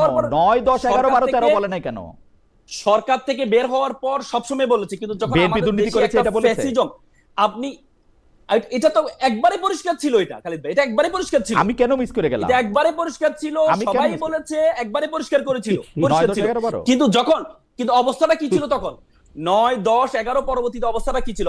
বাংলাদেশের অবস্থাটা এমন ছিল, আপনি যখন আমাদের উপর ফেসিজম আমাদের মাথার উপর ছিল, ওই সময় যখন ইন্টারনাল ভাবে আপনি এই জিনিসগুলোকে প্রকাশ করা হয়, তাহলে ঐক্য থাকে না, দেশের সাথে ঐক্য থাকে না। যে 17-18 বছর আপনি দেখেছেন, 17-18 বছর যে নির্যাতনটা সহ্য করেছে, দুই দলে সহ্য করেছে। এবং সবসময় আমার একটা মনে আছে, আমি খালিদ ভাই একটা কোট এন্ড আনকোট করে বলি, বেগম জিয়া 2008 সালে ইলেকশনে ওনার যে আসনটা, ফেনীর যে আসনটা, সেই আসনে আমার কাছে মনে আছে উনি একটা ছাত্র শিবিরের একটা প্রোগ্রামে আসছিলেন, ইফতার পার্টিতে আসছিলেন, একটা ইফতার ছাত্র শিবির অথবা জামাতের একটা ইফতার পার্টিতে আসছিলেন। তিনি যখন মেহমান বিভাগে আমার থাকার সুযোগ হয়েছিল, খালেদা দিয়ে বলেছেন, তো দেখো আমি যখন তোমাদের আমার যে আসন, আমার ভাই সাইদ ইস্কান্দার আসনটা পরিচালনা করেছে, আমি যেহেতু ইলেকশনের আগে কিছু টাকা আমি ঐক্যজোটকে মানে তোমার শিবিরকে দেওয়া হয়েছিল যে তোমরা এই ইলেকশনে খরচ করবা। যেদিন আমি জয়লাভ করলাম, পরের দিন তার একটা বস্তা ভরে সে অনেকগুলো আপনার ভাউচার নিয়ে আসছে এবং কি টাকা নিয়ে আসছে, বললো যে এই যে ভাউচার আমরা খরচ করেছি, এই টাকাগুলো উদ্বৃত্ত ছিল, এই উদ্বৃত্তগুলো আমরা নিয়ে আসছি। তার মানে বেগম জিয়াও বলতেন যে এই ছেলে তোমাদের ছেলেগুলো সোনার ছেলে, যাদের মধ্যে 1 টাকা দুর্নীতি কখনো পাওয়া যায় না। টাকা নেওয়াটাই দুর্নীতি না, টাকা নেওয়া বলতে আমি আপনাকে সেটা বলিনি, যে আপনি যখন ঐক্যজোটে যখন ইলেকশন করেন তখন খরচ করতে হয়, ওই খরচ করার জন্য যে টাকা নিছেন ওইটা নির্বাচন কমিশনের জায়গা। আমি জানি ওই সময় ইলেকশনে ব্যয় ছিল 2 লাখ টাকা, আপনাদেরকেই হয়তো দেওয়া হয়েছে 2 লাখ টাকা। না, সেটার খরচ সহ, কোথায় খরচ হয়েছে, কোথায় এভরিথিং ভাউচার সহ, এবং যে টাকা ব্যাক আছে সে টাকা পর্যন্ত ব্যাক দিয়েছে। আমার মনে হয় যে আপনি ঠিকই বলতেছেন। এই যে আপনাদের একজন দর্শক রফিক মমিন, উনি খুব সুন্দর করে বলছেন, রফিক মমিন 4898, তিনি বলছেন, খালেদ মহিউদ্দিন সাহেব আপনি জামায়াতের চরিত্র হনন করার এজেন্ডা নিয়ে নামছেন, আওয়ামী মালিকানাধীন টিভিতে চাকরি করতেছেন, আর ওখান থেকেই টাকা নিয়ে আওয়ামী এজেন্ডা নিয়ে মাঠে নামছেন। Thank you. আমার অ্যাডভোকেট রাসেল, আপনি আইডিটাতে ঢুকেন, আপনি খালিদ ভাই আপনি আইডিটাতে সুযোগটাকে পূর্ব আফ্রিকার আওয়ামী লীগের লোক, তাই না? না আপনি দেখেন আপনি আইডিটাতে ঢুকেন। ওকে, অসুবিধা নাই, আমি আইডিটাতে ঢুকবো, এগুলো আমি দেখি আইডি দেখি। অ্যাডভোকেট রাসেল, এখন আপনি যদি, আমার কাছে মনে হয় যে অ্যাডভোকেট রাসেল তার বক্তব্য তিনি স্পষ্ট করেছেন জামায়াত কেন কখন কার সাথে কিভাবে রাজনীতি করেছে। আমার কাছে মনে হচ্ছে যে তিনি তার বক্তব্য স্পষ্ট করেছেন এবং আমার তার কথা পছন্দও হয়েছে। আমি যদি এখন আমার রাসেল আপনার সাথে কথা বলতে গিয়ে আসলে অনেকটা সময় পার হয়ে গেল, এখন যদি আমার প্রশ্নের দ্বিতীয় অংশে যদি আপনি আসতেন, সেটা হচ্ছে যে বিভিন্ন ইসলামিক দলগুলো তাদের মধ্যে শরীয়তের বিধান মারার ক্ষেত্রে পার্থক্য থাকা সত্ত্বেও সেইটা আসলে কিভাবে রাষ্ট্র পরিচালনায় একরকমভাবে এটা করতে পারা যাবে, কারণ এটা এবং আপনি কেন কাছাকাছি মনে করছেন। আমি প্রশ্নটা পুরো করি, তাহলে আপনি একটু বুঝতে পারবেন। আমরা দেখেছি যে 4 দলীয় জোট ক্ষমতায় আসার পরে, মানে 2001 সালের পরে 2002 সালের 5 জানুয়ারি পত্রপত্রিকাতে যে খবর প্রকাশিত হচ্ছে, সেই খবরটা হচ্ছে অনেকটা এরকম: মাওলানা দেলোয়ার হোসেন সাঈদী 4 দলীয় জোটের মন্ত্রী ও এমপিদের উপস্থিতিতে নারায়ণগঞ্জে একটা ওয়াজ মাহফিল হতেছে, সেইখানে তিনি বলতেছেন, তাকে কোট করতেছি, কোর্ট দিয়ে ফতোয়া নিয়ন্ত্রিত হবে না, বরং ফতোয়া দিয়ে কোর্ট নিয়ন্ত্রিত হবে, সকল ভাস্কর্য ভেঙে ফেলা হবে। এইটা হচ্ছে তার বক্তব্য। আমার প্রশ্ন, আপনি পিছনে আইনের বই নিয়ে আছেন, আপনি একজন তরুণ আইনজীবী, আপনি এই বক্তব্যের সাথে কি একমত? আমার কেন এই প্রশ্ন মাথায় আসে, এই বক্তব্য কিন্তু দেলোয়ার হোসেন সাঈদী ইলেকশনের আগে দেন নাই, তাহলে আমরা বুঝতাম যে হ্যাঁ কোর্ট দিয়ে ফতোয়া হবে না, ফতোয়া দিয়ে কোর্ট নিয়ন্ত্রিত হবে। এখন যেমন জামাত ইসলামী বলতেছেন না যে আসলে ব্যাপারটা কি, আপনি এটা নিয়ে যদি একটু বলেন যে একরকম ভাবে এটা করা যাবে কিনা, কারণ আমরা এইটা একটা মাত্র কথা না, এরকম অসংখ্য কথা আমরা 2001 থেকে 2006 সাল পর্যন্ত শুনছি। দেখেন, আমার প্রথম কথা হচ্ছে, ইসলাম কখনো ইসলামে একটা বিধান আছে যে আল ফিতনা তো আসাদ্দ মিনাল কাতলে, মানে হচ্ছে ফিতনাটা হচ্ছে হত্যা থেকে নিকৃষ্ট। ফিতনা মানে বিশৃঙ্খলা তৈরি করা। ইসলামী স্টেটের যে পলিসি, জামাতের আমির কিন্তু বলেছে যে দেশের জনগণ যদি সম্মতি দেয় তাহলে আমরা আইন পরিবর্তন করব, কিন্তু বিদ্যমান আইন, বাংলাদেশের বর্তমান যে বিদ্যমান আইন আছে, সেই বিদ্যমান আইনে মাত্র 5 থেকে 10% আছে ইসলাম বিরোধী, আর বেশিরভাগই হচ্ছে ইসলামের। আপনি দেখেন আমাদের পার্সোনাল ল আছে, পার্সোনাল যে লটা আছে, এই পার্সোনাল ল প্রত্যেক ধর্ম মেনে চলে, প্রত্যেকটা ধর্ম নিয়ম কানুনগুলো, হ্যাঁ পারিবারিক ল গুলো মেনে চলে। কিন্তু আপনি 5 থেকে 10%, আপনি দেখেন ইসলামে মদকে নিষিদ্ধ করা হয়েছে। আমার কাছে আমাদের বর্তমান যে আইনটা, আমার মনে হয় যে বর্তমান যে আইনটা আপনি দেখেন, আমাদের সংবিধান 15-16 বার পরিবর্তন হয়েছে, বাংলাদেশে বর্তমান বাংলাদেশে আইনে তো বাংলাদেশে আমি আসছি, আমি শেষ না করলে আপনি এটা মানে না, কিন্তু আপনি এগুলি ব্যাখ্যা করেন, এগুলি কথা বললে আপনি ব্যাখ্যা করেন। 5 থেকে 10% আইন যদি থাকে, আমি বলি 5 থেকে 10% আইন যদি থাকে যেটা ইসলাম বিরোধী, আপনি 2-3টার কথাও বললেন একটু, তাহলে আমি বুঝতে পারবো। হ্যাঁ, আমি কারণ বলছি, বলেন। আমি খালিদ ভাই বলছি, যেমন আপনি দেখেন, আমার কাছে মনে হচ্ছে আমাদের যে প্রচলিত আইন ইসলামী আইন থেকে আরো বেশি রেডিক্যাল, আরো বেশি কঠিন। কেন কঠিন? আপনি দেখেন, আমি বলি আমাদের দেখেন, আমাদের এই মদ শুধু হচ্ছে মুসলমানদের জন্য নিষিদ্ধ, ইসলাম হচ্ছে মুসলমানদের নিষিদ্ধ, যারা অন্য ধর্মাবলম্বী আছে তাদের জন্য মদ নিষিদ্ধ না। কিন্তু আমাদের বাংলাদেশের আইনে মদ সবার জন্য নিষিদ্ধ। তারপর আপনি দেখেন যে শুকরের মাংস আমাদের ইসলামিক আইনে শুকরের মাংস নিষিদ্ধ হচ্ছে মুসলমানের জন্য, অমুসলিমের জন্য নিষিদ্ধ না। কিন্তু আমাদের আইনে শুকরের মাংস আমদানি করা, এটা কি ইসলাম বিরোধী? এই আইনটা কি ইসলাম বিরোধী? আমি আসি, শুকরের মাংস আমদানিও করা যাবে না, তার মানে এই দেশে তো অমুসলিম লোকজন আসে। আমি এই জন্য বলি বাংলাদেশের যে আইন আছে এটা আরো বেশি রেডিক্যাল, আরো বেশি ইসলাম বিরোধী আইনের কথা বললেন আপনি। আমাদের আইন যেমন আপনি দেখেন, আমাদের এই পারিবারিক আইনে দেখেন, পারিবারিক আইনের মধ্যে ডিভোর্সের ক্ষমতা, আমাদের ইসলামিক আইনে ডিভোর্সের ক্ষমতা নারীকে দেওয়া হয়নি, সেখানে পারিবারিক আইনে ডিভোর্সের ক্ষমতা নারীকে দেওয়া হয়েছে। এটা একটা আছে। তারপর হচ্ছে নারী পুরুষ সমান, আমাদের ইসলামে আছে উত্তরাধিকার যে সাকসেশনের যে বিষয়টা আছে 2 এবং 1 সেখানে সমান করা হয়েছে। এমন কিছু 5 থেকে 10% আর বেশি। কিন্তু বিষয়টা হচ্ছে উত্তরাধিকার আইনে কি সমান করা হয়েছে? উত্তরাধিকার আইনে কি সমান করা হয়েছে? আমি খালিদ আমি আসি, আমাদের মূল সমস্যার জায়গাটা কোনটা জানেন? আমাদের আইন আছে কিন্তু আইনের প্রয়োগ নেই। আইনের প্রয়োগের জন্য দেখেন, I am losing my patience, মানে লার্নেড কাউন্সিল, আপনি কিন্তু প্রতিটা কথা আপনি বলতেছেন এবং এইটার পক্ষে আপনি কোনো যুক্তি দিচ্ছেন না, বরং আপনাকে যারা পছন্দ করে তখন আপনি বলতেছেন যে তারা বলতেছে যে আমি কুতর্ক করতেছি। ভাই আপনি বলতেছেন 5 থেকে 10% ইসলাম বিরোধী আইন আছে, ভাই আপনি আমার ইসলাম বিরোধী আইন আগে দেখান না। আপনি বলতেছেন যে মদ, আমি তো দেখালাম, আমি তো ডিভোর্সটা দেখাইছেন ইসলাম বিরোধী আইন যে মদ বাংলাদেশে শুধু মুসলমানদের জন্য নিষেধ, এটা ইসলাম বিরোধী আইন না, আমি সেটা বলি নাই। তো বলেন স্পেসিফিক ইসলাম বিরোধী আইন। মিসকোট করছেন। আমি বললাম বাংলাদেশ ইসলামে হচ্ছে শুধু মুসলমানের জন্য নিষিদ্ধ, আর বাংলাদেশের যে আইন, এই আইনটা হচ্ছে সকল ধর্মের জন্য নিষিদ্ধ। অ্যাডভোকেট রাসেল, আমি আপনাকে অনুরোধ করছি ইসলাম বিরোধী আইনের উদাহরণ দেখান। তা আমি তো বললাম যে নারী যে ডিভোর্সের যে ক্ষমতা, নারীর ডিভোর্সের ক্ষমতা ইসলামে দেয় নাই। কিন্তু আমাদের প্রচলিত আইনে নারী এই তারপরে স্বামীকে, স্ত্রী তার স্বামীকে ডিভোর্স দিতে পারবে। আচ্ছা, এইটা আপনি স্ত্রী তার স্বামীকে ডিভোর্স দিতে পারবে। করতেছেন আপনি ইসলাম বিরোধী, তাই তো? হ্যাঁ, এটা আমাদের আইনে আছে যে আপনি শুধু স্বামীকে ক্ষমতা দেওয়া হয়েছে। আচ্ছা, এইটা হচ্ছে ইসলাম বিরোধী আইন। আর যে সম্পত্তির ক্ষেত্রে 2 আর 1 ক্ষেত্রে সমানের একটা প্রস্তাবনা আছে, হয় নাই এখনো সমান প্রস্তাবনা আছে, পাস হয়নি। প্রস্তাবনা আছে। তা আপনি তো বললেন এটা আইন, পাস হয়নি। প্রস্তাবনা আছে না, প্রস্তাবনা আছে, দুইটা তো দুই জিনিস, তাই না? পাস হয়নি। লন্ডন কাউন্সিল দুইটা তো দুই জিনিস, তো ওইটা একটা পাস হয় নাই। তাহলে আপনি বলতেছেন যে এখন পর্যন্ত একটা পাওয়া গেল যে নারীদের ডিভোর্সের যে ক্ষমতা দেয়া আছে সেটা ইসলাম বিরোধী, আপনারা আসলে সেটা চেঞ্জ করবেন, তাই তো? না, চেঞ্জ এটা শুনেন, ইসলামের চেঞ্জের একটা বিষয় আছে। ইসলাম হুট করে চেঞ্জের বিশ্বাসী না। আপনি দেখেন, মদ যখন নিষিদ্ধ করা হয়েছে, প্রথম ইসলামের নিয়ম হচ্ছে প্রথম হচ্ছে সচেতনতা তৈরি করা। প্রথম হচ্ছে ইসলামের সচেতনতা তৈরি করবে। দেখেন, মদ যখন নিষিদ্ধ করা হয়েছে, প্রথমে বলেছে মদটা হচ্ছে ক্ষতিকর বস্তু। এরপরে দ্বিতীয় ট্রামে বলেছে মদ খাওয়া অবস্থায় তোমরা নামাজ চলা অবস্থায় তোমরা মদ খেও না। তৃতীয়বার নিষিদ্ধ করা হয়েছে। তার মানে ইসলামের প্রত্যেকটা জিনিস হচ্ছে ধারাবাহিক ভাবে হবে। আপনি হুট করে কোনো কিছু নিষিদ্ধ করে দেওয়া, আপনি দেখেন আল্লাহ রাসূলকে দুনিয়াতে পাঠানো হয়েছে মূর্তি ভাঙার জন্য। সে রাসূল 13 বছর মূর্তিকে সামনে রেখে নামাজ পড়েছেন। কিন্তু যখন মক্কা বিজয় হলো, রাসূল মূর্তি ভাঙতে হয় না, অটোমেটিকলি যারা তৈরি করেছে তারাই। এই কথাটা আপনি বেশিরভাগ সময় বলেন, যদি আপনি কি বুঝাতে চান আমি বুঝি না, কিন্তু মানে আমি বুঝাতে চাই প্লটটা কি। আপনার তিনটা কথার আমি কোনো প্লট বুঝলাম না। মানে মদ শুধু মুসলমানদের জন্য কেন নিষিদ্ধ হবে, সবার জন্য কেন নিষিদ্ধ হবে, শুধু মুসলমানদের জন্য কেন হবে না, শুকরের মাংস কেন আমদানি করা যাবে না, এই মূর্তি সামনে রেখে নামাজ কেন পড়া যাবে না, এই প্লটটা কিসের জন্য? মানে খালিদ ভাই আপনি এটা বুঝেনি তো। আমি কি বলতে চাই, আমি বলতে চেয়েছি হচ্ছে, বর্তমানে সবাই বলে যে ইসলামী স্টেট কায়েম হলে অধিকার থাকবে না। আমি মনে করি বর্তমান আমাদের যে ইসলামিক আইন এবং আমাদের যে এক্সিস্টিং যে লটা আছে, এই লটা ইসলামী ল থেকে কঠিন।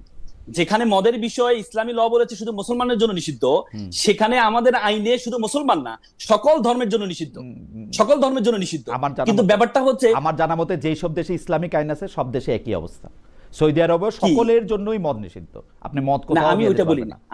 সৌদি আরবে কিন্তু প্রচুর বিদেশি লোক কাজ করে। আমি শরীয়তের বিধানের কথা বলছি, কুয়েতের কথা বলতেছি, আমি কাতারের কথা বলতেছি, বাহরাইনের কথা বলতেছি, ওমানের কথা বলতেছি। আমি কোথাও মানে যেইখানে শরীয়তের বিধান আছে সেখানে শরীয়তের বিধানে অমুসলমান থাকুক আর নাই থাকুক, মদ শুকর সেগুলি নিষিদ্ধই। আমি তো সেটাই বললাম, কিন্তু শরীয়তে শুধুমাত্র মুসলমানের জন্য নিষিদ্ধ করা হয়েছে। ওকে, শরীয়তে মদ আর শুকর বিধর্মীদের জন্য নিষিদ্ধ করা হয়নি। কিন্তু আমি বলেছি যে ইসলামে আইনটা হচ্ছে আরো একটু সহজ, ফ্লেক্সিবল। কিন্তু এটাকে আমার প্রশ্ন কিন্তু সেটা ছিল না অ্যাডভোকেট রাসেল। আমার প্রশ্ন ছিল হচ্ছে যে এক একটা জায়গায় তো এক এক রকম। আপনি যখন কোর্ট ফতোয়া দিয়ে চলবে, আপনি যখন বলতেছেন, আপনি আমার থেকে অনেক ভালো জানেন যে 4টা মাযহাবে 4 রকম বিষয়ে 8 রকম ফতোয়া আছে। এবং আপনি যদি আমরা সিয়াসিত্তা যেগুলিকে বলি, সেগুলি যদি বুখারী, তিরমিজি, সুনানে আবু দাউদ এবং ইবনে মাজাহ, আমি যাইটার মধ্যেই দেখি না কেন, সেগুলির মধ্যে কিন্তু প্রচুর মানে গ্রে এরিয়া আছে। তো আপনি ফতোয়া দেওয়ার জন্য ফতোয়া দিয়ে কোর্ট চলবে, এটা কি আপনাদের মাথায় আসে কিনা আমি এটা জানতে চাইছিলাম। এবং কোন ফতোয়া আপনারা একই মতো কেমনে করবেন? আমি আপনাকে বলি, ইসলামে হারামের বিষয়ে স্পেসিফিক করা আছে। ইসলাম একবারে স্পেসিফিক করা আছে কোনটা হারাম, কিন্তু হালালের বিষয়ে স্পেসিফিক করা নেই। কারণ মানে ইসলামে বেশিরভাগই হালাল, কিন্তু স্পেসিফিক করে বলা আছে কোনটা হারাম। তার মানে এই যে কয়েকটা জিনিস হারাম, ইসলাম কিন্তু এই জন্য ইউনিফাইড করা হয়েছে। ইসলামের নির্দিষ্ট জিনিসকে হারাম করা হয়েছে, এটা ইসলামের যে এক্সিস্টিং ল আছে, আপনাকে কোরআন এবং সুন্নাহ, আপনি প্রত্যেকটা জিনিস একবারে আপনার জুতাই সেলাই থেকে রাষ্ট্র পরিচালনা পর্যন্ত প্রত্যেকটা জিনিস আপনি কোরআন এবং সুন্নাহর মধ্যে পাবেন। এবং কোনটা হারাম আর কোনটা হালাল আপনি সবকিছু পাবেন। আমার মনে হয় যে কোরআন শরীফ থেকে যদি আমরা হারাম হালাল নেই, আমাদের অনেক দ্বিধা, অনেক মতবাদী আসলে কমে যাবে। কারণ কোরআনে একদম স্পেসিফিকলি কোন 4টা বিষয় খাওয়ার ক্ষেত্রে হারাম, কোন 4টা বা 2টা বিষয় মানে সুদ ঘুষ এগুলি কিরকম করে কেমনে হারাম, কোন বিবাহ হারাম, সেগুলির ব্যাপারে আসলে বলা আছে একদম স্পেসিফিকলি। আমরা নিজেরা ইন্টারপ্রেট করে তাহলে যে মাযহাব, এই আপনি ঠিকই বলছেন যে কোরআন থেকে যদি এটা নেই তাহলে এটা আমরা কমে যাবে। কিন্তু আমরা সবাইকে কোরআন হাদিস থেকে নিতে হবে, শুধু কোরআন হাদিস থেকে নিতে হবে। না, আপনি হাদিস বললেন, সেটা তো আবার আরেকটা ইন্টারপ্রিটেশনের জায়গা।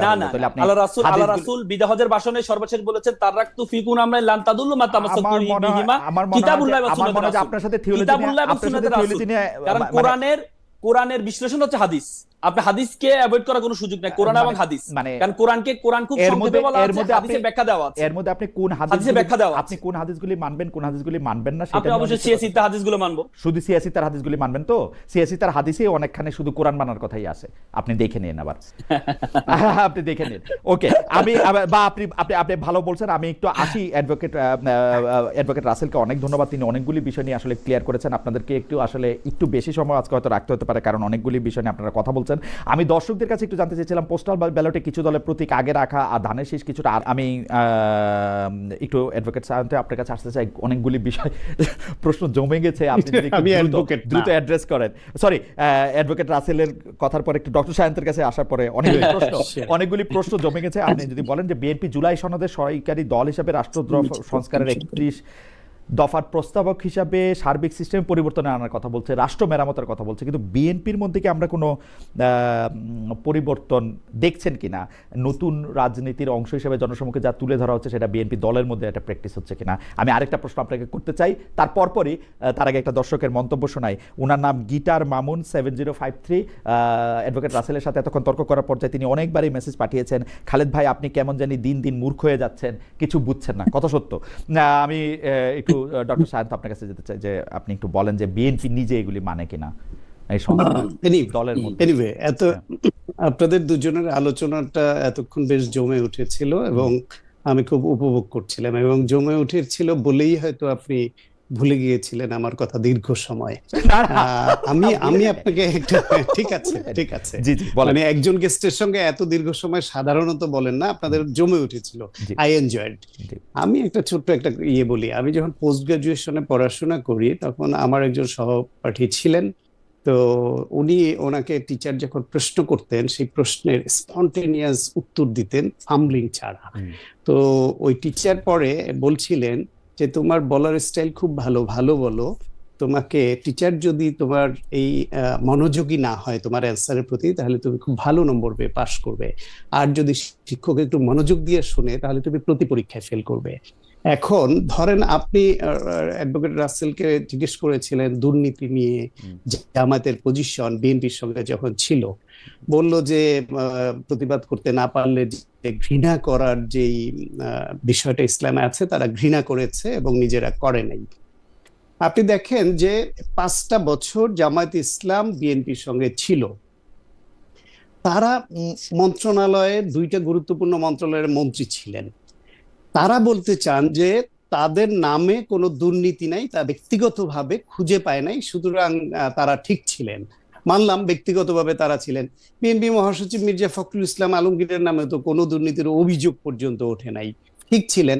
তারেক রহমানের নামে এত অভিযোগ উঠেছে, তারপরেও তো 111 সরকার এবং পরবর্তীতে আওয়ামী লীগ সরকার তন্ন করে খুঁজে হাওয়া ভবন কেন্দ্রে একটা দুর্নীতি হয়ই নাই ডক্টর শান্ত।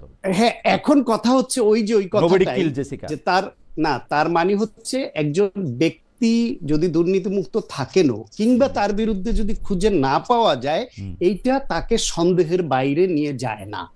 জামায়াত ইসলামের মন্ত্রীরা তারা 5 বছরের মধ্যে কোনো একদিন আনুষ্ঠানিক বা অনানুষ্ঠানিকভাবে বিএনপিকে ওয়ার্ন করে নাই যে আপনারা যদি আপনাদের সরকার চলার সময় যদি এইরকম দুর্নীতি চলে তাহলে আমাদের পক্ষে আপনাদের সঙ্গে এই সরকারে থাকা সম্ভব হবে না, কারণ মন্ত্রিত্বের লোভ তারা বলে নাই।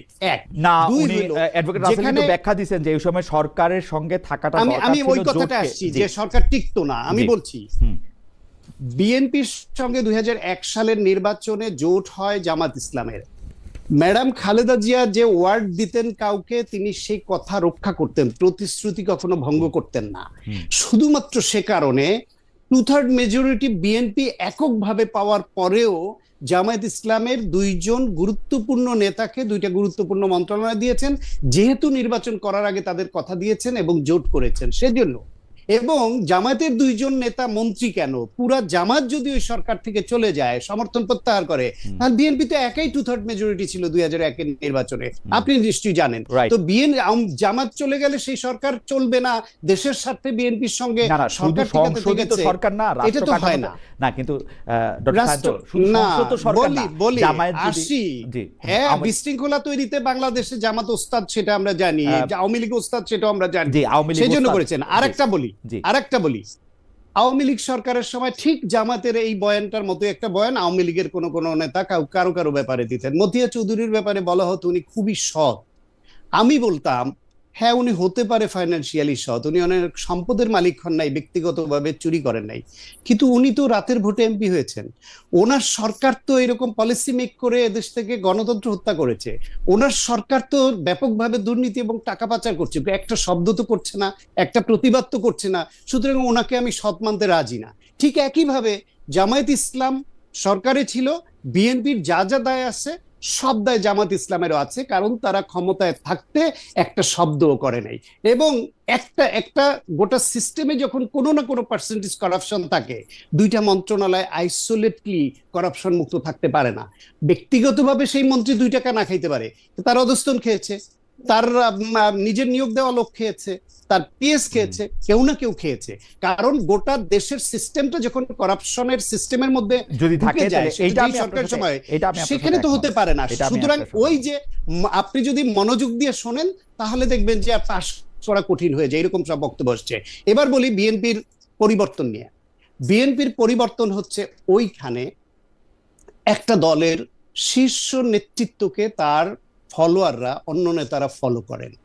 তারেক রহমানের তার যে বক্তৃতা, তার যে গঠনমূলক আলোচনা, তার যে ইনক্লুসিভনেসের যে কথা তিনি বলেন, তার যে প্রতিহিংসার বাইরে আসা, ম্যাডাম খালেদা জিয়ার যে এরকম ইনক্লুসিভ রাজনীতি, প্রতিহিংসা পরায়ণ না হয় সবকিছু করতেন, সেইটা তার নেতাদের মধ্যে পজিটিভ একটা ভাইব তৈরি করে, যেটা তারেক রহমানের এই পজিশনের কারণে তারেক রহমানকে 2-4 বছর 5 বছর আগেও যারা খুব কঠোর ভাষায় সমালোচনা করতেন, তারাও এখন বলছেন যে তার রাজনৈতিক ম্যাচুরিটি, প্রজ্ঞা এবং অনেক পরিবর্তন তার মধ্যে তারা লক্ষ্য করছেন। ফলে এইটা শীর্ষ নেতার এই পজিটিভ পরিবর্তনটা দলের পজিটিভ পরিবর্তনে একটা প্রভাব ফেলে। 1, 2 হইল বিএনপিতে অতীতে আপনি কখনোই এত সংখ্যক নেতার বিরুদ্ধে শাস্তিমূলক ব্যবস্থা নিতে দেখেননি, যেটা এবার করেছে, নিশ্চয়ই খারাপ কাজ করেছে, না করলে ব্যবস্থা, এই শাস্তিমূলক ব্যবস্থা নিবে কেন?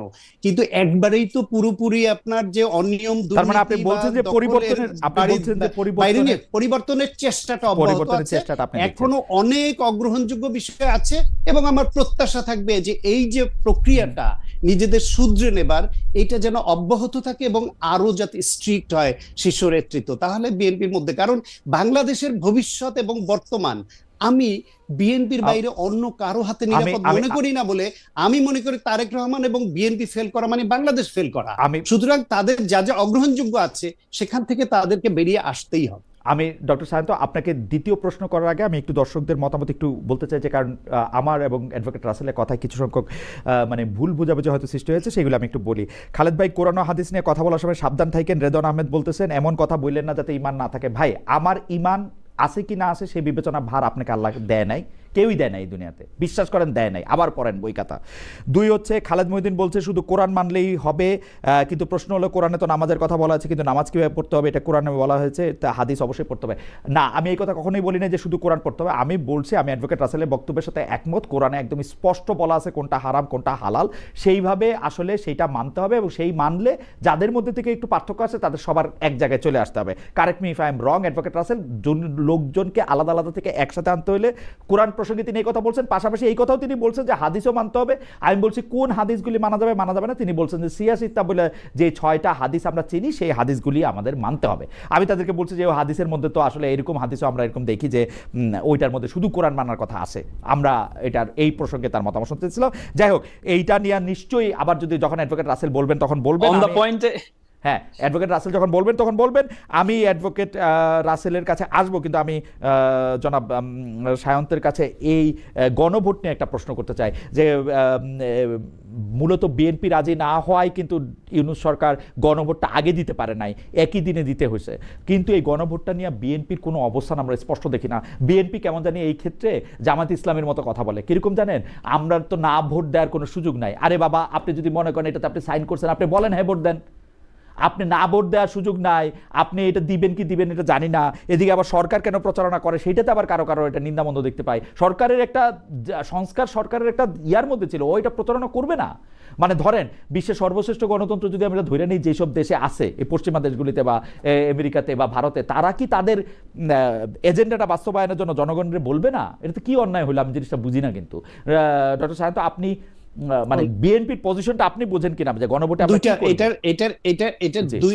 এটা দুইটা পার্ট। একটা হচ্ছে গণভোটে বিএনপির অবস্থান, আর একটা হচ্ছে সরকার হ্যাঁ ভোটের পক্ষে যে প্রচারণা চালাচ্ছে সেটা ঠিক করছে কিনা।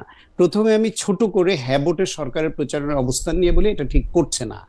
সরকার প্রচারণা করবে, সকলকে বলবে যে আপনারা গণভোটে অংশ নেন এবং গণভোটে আপনারা বুঝে আপনার যে আকাঙ্ক্ষা সেটা আপনি ভোটের মাধ্যমে ব্যক্ত করেন।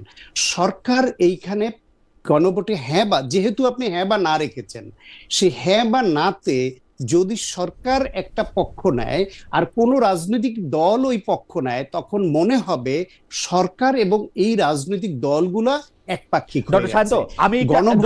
আমি একটা ছোট্ট উদাহরণ আপনার সামনে রাখি। ব্রেক্সিট হবে কি হবে না, এই প্রসঙ্গে ব্রিটেনের সেই সময়কার প্রধানমন্ত্রী জনাব ক্যামেরন, তিনি ছিলেন হচ্ছে টরি পার্টির নেতা, মানে কনজারভেটিভ পার্টির নেতা। তিনি বলতেছিলেন যে ব্রেক্সিটটা আসলে দরকার নাই, আমরা ইউরোপীয় ইউনিয়নে থাকি। কিন্তু এবং সেইটার পক্ষে কিন্তু তিনি প্রচারণাও চালাইতেছিলেন। কিন্তু যে জনগণ যেই দেখা গেল যে গণভোটে ব্রেক্সিটের পক্ষে রায় দিছে, ক্যামেরন পদত্যাগ করলেন, তার কিন্তু সংখ্যাগরিষ্ঠতার অভাব ছিল না। এটা তো তিনি করতেই পারেন, এটা তার এজেন্ডা। এজেন্ডা হচ্ছে সংস্কার। পারেন না, আমি বলি আপনাকে, আপনি ভালো বলেছেন উদাহরণ, ওই উদাহরণ টেনে। বাংলাদেশে এর আগেও যে 3টা গণভোট হয়েছে, জিয়াউর রহমানের সময় একটা, হোসেন মোহাম্মদ এরশাদের সময় একটা, এবং এই সংসদীয় পার্লামেন্টারি সিস্টেমে আসার সময় খালেদা জিয়ার সময় একটা। ওই সময়ও কিন্তু সরকার হ্যার পক্ষে প্রচারণা চালিয়েছে। শুধু ব্রিটেনের উদাহরণ অত দূরে যাওয়ার দরকার নাই। কেন চালিয়েছে? তখন সরকার ওই অবস্থা নিয়ে শুধু হ্যাঁ না ভোট দিয়েছে। তখন যদি কোনো রাজনৈতিক দলের বিরুদ্ধে দাঁড়িয়েছে যারা, তাদের সঙ্গে সরকারের পজিশনের ফাইট হয়েছে। কিন্তু এইখানে একটা জাতীয় নির্বাচন হচ্ছে, সেই জাতীয় নির্বাচনে মানুষ মার্কায় ভোট দিবে, একই সঙ্গে হ্যাঁ না ভোট হচ্ছে। এইখানে রাজনৈতিক দলগুলোর অবস্থানের উপরে এটা ছেড়ে দিতে হবে, যাতে সরকার বরং আপনি উল্টা বললেন, সরাসরি কনফ্লিক্ট অফ ইন্টারেস্ট ছিল। জিয়াউর রহমান সাহেব বলতেছেন আপনারা কি আমাকে ক্ষমতায় দেখতে চান নাকি চান না, এরশাদ সাহেব বলতেছেন আপনারা কি ক্ষমতা আমাকে দেখতে চান কি চান না। এটা conflict of interest. Doctor Mohammad Yunus এবং তার সরকারের তো কিছুই যায় আসে না এই সংস্কারে হ্যাঁ আসলো কি না আসলো। ওরা তো একটা আদর্শগত জায়গা থেকে জিনিসটা সমর্থন করতেছে। তাদের কিছু যায় আসে কিনা সেই প্রশ্নের থেকে বড়, ধরেন আমি ব্যক্তিগতভাবে যদি মনে করি যে এখানে 4টা ক্লোজ আছে এবং যতগুলা বিষয় দিয়েছে এই সনদের মধ্যে যা আছে, এর মধ্যে আমি 80% কে আমি ওন করি, 20% কে আমি হ্যাঁ বলতে চাই না, আমি একটা কনফিউশন রেইজ করলাম এবং আমি এখানে ভোট দিব কিনা আমি সিদ্ধান্ত নিব। না বলেন আপনি, এইরকম না রাজনৈতিক দল হতে পারে। কিন্তু সমস্যাটা হচ্ছে, ধরেন আজকে সরকার যখন এই পজিশন নিয়ে নেয় যে আপনারা হ্যার পক্ষে ভোট দিবেন, তখন ধরেন এইখানে যদি এনসিপি নায়ের পক্ষে তাদের অবস্থান থাকে, তারা প্রকাশ্যে তখন এই না বলার অধিকারটা হারায়, এই জন্য যে তাহলে সরকারের বিরুদ্ধে তাদের অবস্থান নেওয়া হয়ে যায় এবং অন্য দলগুলো সরকারের প্যারালালে চলে আসে। পাবলিকের মধ্যে একটা রং মেসেজ যাবে যে তাহলে বিএনপি, সরকার, জামাত এরা এক লাইনে, এরকম তো আলাদা হয়ে যাবে। আমরা বলতে কথাই ছিল না ডক্টর শান্ত, এরকম তো কথাই ছিল না। কথা ছিল যে জুলাই সনদটার ব্যাপারে যারা সাইন করবে তারা এটা মেনে নিবে। তো আপনারা জুলাই সনদে সাইন করছেন, আপনারা এটাকে হের পক্ষে আপনারা বলেন, আপনারা বলেন, সরকার বলুন, সবাই বলুন। হের পক্ষে তো বলবে, বিএনপির অবস্থান বিএনপি স্পষ্ট করেছে। বিএনপি বলেছে তারা না, বিএনপি বলেছে এইটা যে এইখানে জুলাই সনদে যা আছে তার সবগুলোর সঙ্গে বিএনপি একমত নয়। তারা এইখানে তাদের অনেকগুলো নোট অফ ডিসেন্ট আছে, ফলে তাদের এইখানে একটা সেকি অবস্থান আছে। কিন্তু যেহেতু এর মেজরিটির সঙ্গে তারা একমত, সেই জন্য তারাও হ্যাঁ ভোটের পক্ষে, না বলার সুযোগ নেই ওই কারণে বলছে। কিন্তু তারা এইটাও এখন পর্যন্ত ম্যানিফেস্টোতে না আসলেও তারা বক্তব্য স্পষ্ট করেছে যে বিএনপিকে জনগণ যদি Okay. ম্যান্ডেট দেয়, তাহলে জনগণ যাতে বিএনপির এই অবস্থান জেনেই ম্যান্ডেটটা দেয় যে বিএনপি রাষ্ট্র মেরামতের যে 31 দফা প্রকাশ করেছে আগে, এই 31 দফার মধ্যে যতগুলা জুলাই সনদের সঙ্গে ম্যাচ করবে এই কমন বিষয়গুলোর বাস্তবায়ন তারা আগে করবে। Okay. তার পরবর্তী পর্যায়ে জুলাই সনদের অন্য বিষয়গুলা, এবং তারপরে তারা বিবেচনায় নিবে যেখানে তারা নোট অফ ডিসেন্ট দিয়েছে সময় প্রেক্ষিতে সেগুলোর আমার কোনটা মনে হয় যে বাস্তবায়ন করবে কি করবে আমার না। মনে হয় ডক্টর সায়ন্তের বক্তব্য ঠিক আছে। ইএমকে টেকনোলজি 4492 উনি বলেছেন, Khaled, let doctors do their jobs, let Islamic scholars do their job, there needs lots of research to give speech on this subject. Right, কিন্তু ভাই আমি জনগণ হিসাবে জানতে চাই 5টা ইসলামিক স্কলার যাদের সবাই আমি শ্রদ্ধা করি, তারা যদি 5 রকম বলে তাহলে কোন রকম ভাবে আমি শাসিত হব সেটা জানার অধিকার আমার আছে। এটা ডাক্তারের কাজ, ডাক্তারের, ইসলামিক স্কলারের কাজ ইসলামিক স্কলারের, ব্যাপারটা এরকম না। আপনিও একটু চিন্তা করে দেখেন। যাই হোক, আমি একটু অ্যাডভোকেট রাসেলের কাছে আসি। অ্যাডভোকেট রাসেল, বাহরাইন ও কুয়েতের মতো সৌদি আরবে হাজার হাজার পোস্টাল ব্যালট আছে নাকি যেখানে জামায়াত সংশ্লিষ্টতার মাধ্যমে নিয়ন্ত্রণ করা হচ্ছে, এমন অভিযোগ, এমন ভিডিও সামনে আসছে। প্রবাসে যাওয়া পোস্টাল ব্যালট জামায়াতের প্রতীক নাকি সুবিধাজনক স্থানে, এসব নিয়ে বিএনপি নির্বাচন কমিশনে গিয়ে অফিসিয়ালি অভিযোগ জানিয়ে এসছে। মানে আপনি কি মনে করেন আমরা বিখ্যাত সাংবাদিক জুলকারনাইন সায়েরের একটা মানে ভাইরালও একটা ভিডিওর মাধ্যমে এগুলি আমরা জানতেও পারছি, আপনি এইটা নিয়ে আসলে কি বলবেন যে ইজ ইট, মানে এটা আপনার চোখে পড়ছে কিনা, জামাত ইসলামী এইটাকে ঠিকমতো হ্যান্ডেল করতেছে কিনা? আমি এটাতে আসি তার আগে বিষয়টা হচ্ছে, আপনি যখন প্রশ্ন করেছেন, আমি তো ছোট মানুষ, আমার প্রশ্নের উপরে প্রশ্ন, প্রশ্নের উপরে প্রশ্ন, মানে প্রশ্নগুলো যখন বেশি হয়, ঠিক আছে আপনি বলেন, ঠিক আছে আপনি বলেন। শাহিন্ত ভাই যখন বলে তখন ফুল কথাটা বলার সুযোগ হয়, কিন্তু আমি কিন্তু ফুল কথাটা বলার সুযোগ পাই না, যেহেতু উনি সম্মানিত মানুষ, এই জন্য আপনি ওনাকে ফুল কথা বলার সুযোগ দেন। কিন্তু ব্যাপারটা হচ্ছে, এরশাদ যখন কথা বলে, এরশাদ একবার একটা বক্তব্য আমি শুনেছিলাম, উনি কুমিল্লাতে একটা ভাষণ দিচ্ছিলেন যে আপনারা সবাই গরু, আপনারা সবাই ছাগল, এর মধ্যে বিদ্যুৎ চলে গেছে, মাইক বন্ধ হয়ে গেছে। মানে সে বলতে চাইছিল ঘরে ঘরে পালন করবেন, কিন্তু পুরো কথাটা শোনে নাই। তো না শোনার কারণে মানুষ খুব খেপে গেছে যে আমরা গরু, আমরা ছাগল। মানে বিষয়টা হচ্ছে, আপনি যখন প্রশ্নটা স্পেসিফিক একটা প্রশ্ন করেন, এর উপর আমি উত্তরটা দেওয়া শেষ হওয়ার আগে যখন আরেকটা প্রশ্ন আসে, তখন এই যে শাহিন্ত ভাই একটু আগে বললো যে আমার পুরোপুরি প্রশ্ন শেষ হয়নি, বক্তব্যের সাথে একমত না, আমার উত্তরগুলো কিন্তু আপনি শেষ না হওয়ার কারণে, কোনো ইয়া ছাড়া আপনি 2 মিনিট বলেন, আমি আপনার বক্তব্যের সাথে একমত না।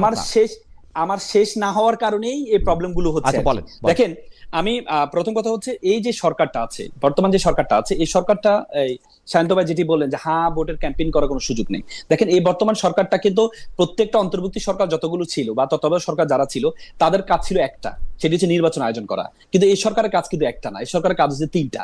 একটা হচ্ছে সংস্কার করা, আরেকটি হচ্ছে বিচার করা, আরেকটি হচ্ছে নির্বাচন আয়োজন করা। তাহলে আপনি এই যে সংস্কারটা, আপনি দেখেন, এই সরকারের বৈধতার জন্য জুলাই সনদের এই যে গণভোটে হ্যাঁ জয় হইতে হবে এই সরকারের বৈধতার জন্য। আপনি দেখেন, আমার তত্ত্বাবধায়ক সরকারের শুনানিতে রিসেন্টলি বিএনপিপন্থী আইনজীবীদের একটা শুনানি আমি শুনেছিলাম। শুনানিতে ওনারা বললেন যে 1/11 সরকার যে সরকারটা ছিল, এই সরকারটা ছিল অবৈধ। কেন অবৈধ? কারণ আমাদের সংবিধানে 3 মাস 6 মাসের মেয়াদ ছিল, কিন্তু তারা 6 মাসের বাইরে গিয়ে তারা এটাকে কন্টিনিউ করেছে। কন্টিনিউ করার কারণে এই সরকার যেই নির্বাচনটা আয়োজন করেছে, এই নির্বাচনটা অবৈধ। এই নির্বাচনের ধারা পরবর্তীতে সরকার হয় যে প্রধান বিচারপতি হয়েছে, এটাও অবৈধ, এবং প্রধান বিচারপতি যে রায়টা দিয়েছে এটাও অবৈধ। তার মানে কি, এই যে 1/11 সরকারের বৈধতা ছিল না বলে এই প্রশ্নটা পরবর্তীতে আসছে প্রায় 10-12 বছর পরে। তাহলে এই যে বর্তমান যে এই অন্তর্বর্তীকালীন সরকার, এই সরকারকে বৈধ হওয়ার জন্য গণভোট হ্যাঁ ভোটে জয়লাভ করতে হবে। যদি এই সরকার হ্যাঁ ভোটে জয়লাভ না করে, তাহলে এই সরকার বৈধ হবে না। আর যদি এই সরকার বৈধ না হয়, তারা যে নির্বাচন আয়োজন করেছে এই নির্বাচনটা বৈধ হবে না। আর এই নির্বাচন বৈধ না হলে যারা ক্ষমতা আসতে চায়, তাহলে তো তাদের ক্ষমতাটাও 10-12 বছর পরে ক্ষমতা নিয়ে প্রশ্ন। আমি একটা কথা জিজ্ঞেস করবো। জি জি জি, প্রথম কথা হলো যে আপনি আমারে পরিষ্কার করেন, আজকে আপনার কথা না শুনে আমি যাব না, কারণ এটা হচ্ছে যে এইটা হচ্ছে যে আপনার মানে একটা ফ্রেমিং হয় যে আমি প্রশ্নের উপর প্রশ্ন করি, কিন্তু আপনি খেয়াল করেন, আবার শুনে দেখেন, আমি নতুন প্রশ্ন একটাও করি নাই। আপনি যে কথাগুলি বলছেন আমি প্রশ্নটা করি। আপনি যেহেতু বলতেছেন যে এই গণভোটের উপর সরকারের বৈধতা অবৈধতা নির্ভর করতেছে, তাহলে একটা সরল প্রশ্ন হইতে পারত, এই সরকার আসলে সরকার পরিচালনায় বৈধভাবে করছে কিনা, হ্যাঁ বা না। কিন্তু আপনি 4টা কমপ্লিকেটেড বিষয় এটার মধ্যে রাখছেন, 4টা মিলে একটা প্যাকেজ বানাইছেন, এইটার উপরে একটা হ্যাঁ বলতে বলছেন, এটার উপরে একটা না বলতে বলছেন। এখন আমি এই 4টার মধ্যে 3টা বিষয় একমত হতে পারি, একটা বিষয় একমত নাও হতে পারি, যেটা হচ্ছে খুব পপুলার কথা। আমি অবশ্য মনে করি যে না, আপনি সবারই আমি বলে দিই যে না হ্যাঁ ভোট দেন, কি আছে, এতদিন পরে একটা ভোট পাইছেন, পজিটিভ থাকেন, পজিটিভলি ভোট দেন, হ্যাঁ ভোট দেন দেন, সেইটা কথা না। কিন্তু কথা হলো যে এইটা কি সত্য, আসলে সরকারের বৈধতা অবৈধতার প্রশ্নটা তো সরকার করতে পারতো। না না না, যদি ওইটা কনসার্ন হইতো আমরা সবাই ভোট দিতাম, দেখেন আমরা সবাই ভোট দিতাম হ্যাঁ ভোট যে হ্যাঁ ভাই আপনি বৈধ। সংস্কারগুলো আমাদের তো এবার নির্বাচনটা তো আসলে কোনো দলকে জয় করার জন্য না, জামাতকে জয় করার জন্য এবার নির্বাচন না, বা বিএনপিকে জয় করার জন্য নির্বাচন না, বাংলাদেশকে জয় করার জন্য। বাংলাদেশে জয় করার জন্য সংস্কারগুলো খুবই গুরুত্বপূর্ণ। দেখেন সাইনতব একটা কথা বললেন যে 31 দফা, আপনি দেখেন 31 দফার 4 নম্বর কলামে ওনারা বলেছিলেন রাষ্ট্রপতি ক্ষমতা এবং প্রধানমন্ত্রী ক্ষমতা ওনারা ব্যালেন্স করবেন, অথচ এবার সংস্কার কমিশনের যে প্রস্তাব ছিল এই প্রস্তাবে নোট অফ ডিসেন্ট দিয়েছেন ওনারা, রাষ্ট্রপতি ক্ষমতা এর ক্ষেত্রে বাড়ানোর ক্ষেত্রে ওনারা নোট অফ ডিসেন্ট দিয়েছেন। তাহলে 31 দফার একটাকে ওনারা এগেনস্টে চলে গেছেন। তাহলে ওনারা পরবর্তীতে ক্ষমতা আসলে এই যে সংস্কারগুলো করবেন এই সংস্কারগুলো বিশ্বাসযোগ্য হবে না বলেই হানা ভোটের বিষয়টা আসছে আপনার। তারপরে আপনি যে বিষয়টা নিয়ে আসেন ব্যালেটের বিষয়টা, দেখেন ব্যালেটের বিষয় আপনি খুব অভিজ্ঞ মানুষ, যেহেতু আপনি নিজেই বিদেশে আছেন, আপনি ব্যালেটের যে চিঠিগুলো পাওয়া গিয়েছে, আপনি দেখেন একটা ব্যালেট পেপার পেলেই কিন্তু ভোটগুলো কাউন্ট হয় না, কারণ একটা ব্যালেট পেপার পেতে হলে দুই প্রক্রিয়ায় ভোটগুলো কাউন্ট হয়। একটা হচ্ছে একটা পোস্টাল কিউআর কোড আছে, মানে একটা সাইন ইন করতে হয় একটা পোস্টাল অ্যাপে, সেখানে সাইন ইন করার জন্য এনআইডি কার্ড দিতে হয়, তারপর সেখানে নাম্বার দিতে হয়, কোড দিতে হয়, কোড দেওয়ার পরে সেই পোস্টাল অ্যাপসে আপনি সাইন ইন করবেন। এরপরে যে চিঠিটা আসবে, চিঠিটার যে একটা কিউআর কোড আছে, এই কিউআর কোড স্ক্যান করতে হবে, স্ক্যান করার পরে এরপরে আপনি ভোটটা দিতে পারবেন। তার মানে কারো কাছে যদি শুধু চিঠিগুলো থাকে, এই চিঠি দিয়ে সে ভোট দিতে পারবে না, সে ভোটটা অ্যালাউ হবে না, কারণ তাকে এই যে স্ক্যান করা তার কিউআর কোড যেটা আছে তার নিজস্ব নাম্বারে নিজস্ব মোবাইলে এটাকে স্ক্যান করা ছাড়া সেই ভোটটা কাউন্টেবল হবে না। এবং কি আপনি দেখেন বিদেশে হচ্ছে একটা পোস্টাল অ্যাড্রেস নেওয়ার জন্য কিছু, যেমন বাহারাইনে আমি যেটা জানতে পেরেছি যে তাদের পোস্টাল অ্যাড্রেস নেওয়ার জন্য কিছু টাকা দিতে হয়, এই জন্য তারা নির্দিষ্ট একটা অ্যাড্রেসে তারা সবগুলো পোস্টাল নিয়ে এসে তারা চিঠিগুলো প্রত্যেকে, আপনি যে ভিডিওটা ভাইরাল হয়েছে এই ভিডিওর মধ্যে কেউ দিচ্ছে, কেউ দেখাতে পারবে না যে ভোট দিচ্ছে, দাড়ি ফেলা ভোট দিচ্ছে বা হাত পাকা ভোট দিচ্ছে, কেউ দেখাতে পারবে না। সেখানে দেখানো হচ্ছে যে চিঠিগুলো বন্টন করা হচ্ছে, কারণ এই চিঠিগুলো যদি কারো একজনের কাছে থাকে সে চাইলে। আপনি কোনো অ্যানোমালি দেখতে পান নাই তাই তো অ্যাডভোকেট রাসেল? না আমার কাছে মনে হয়নি, কারণ এই চিঠিগুলো একটা অ্যাড্রেসে গিয়েছে, সেই অ্যাড্রেস থেকে বন্টন হচ্ছে। Fair enough. আপনি যেহেতু অ্যানোমালি দেখতে পান নাই, তো আপনি কি না আপনার কাছে আরেকবার একটু আসবো, আমি একটু জনাব সায়ন্তর কাছে আমি শেষ প্রশ্নটা একটু করে আসি। জনাব সায়ন্ত, এই আসলে নতুন প্রশ্নে যাওয়ার আর এখন সময় নাই, আমি বরং এইটাই বলি যে হ্যাঁ ভোট না ভোট নিয়ে যে অ্যাডভোকেট রাসেলের কনসার্ন সেটা আমাদের সকলেরই কনসার্ন। বিএনপিকে প্রথম থেকেই আসলে সংস্কারের বিষয়ে কেমন জানি কনজারভেটিভ মনে হচ্ছে, সংস্কার বললেই বিএনপি 31 দফা দেখাচ্ছে, বেগম জিয়ার 20-30-এর ঘোষণা দেখাচ্ছে, বলছে তারা, কিন্তু আসলে সংস্কারের ব্যাপারে বিএনপি একদমই নিমরাজি। অনেকেই বলছেন বিএনপি ক্ষমতা গেলে সংস্কার করবেন না। আমার কেন এই আশঙ্কা হচ্ছে, বিএনপি আসলে সংস্কার বা এই জাতীয় জিনিস করার ব্যাপারে একটু আসলে কথা না রাখার দলেই। যেমন বিচার বিভাগ আলাদা করার প্রশ্নে 2001 সালে সকল কিছু হওয়া সত্ত্বেও বিএনপি কিন্তু বলছিল যে তার আগে এটা করতে চান এবং 5 বছরে করেন নাই। একটু যদি অ্যাডভোকেট বলেন। সেটা ক্ষমতায় থেকে ক্ষমতায় থেকে অনেক প্রতিশ্রুতি রক্ষা করতে ব্যর্থ হওয়ার এই নজির বাংলাদেশের যারা ক্ষমতায় ছিল প্রত্যেকের কম বেশি আছে, বিএনপিও আছে। বিএনপি সেই দায় এড়াতে পারে না, কিন্তু এটাও সত্য যে বিএনপি বাংলাদেশে দীর্ঘদিন ধরে এই ফ্যাসিবাদের বিরুদ্ধে লড়াই সংগ্রাম করতে গিয়ে এইবার তারা যে নিপীড়নের শিকার হয়েছে এবং তারা যেইভাবে এইবার নিজেরাই পুস্তক প্রকাশ করে প্রথমে 26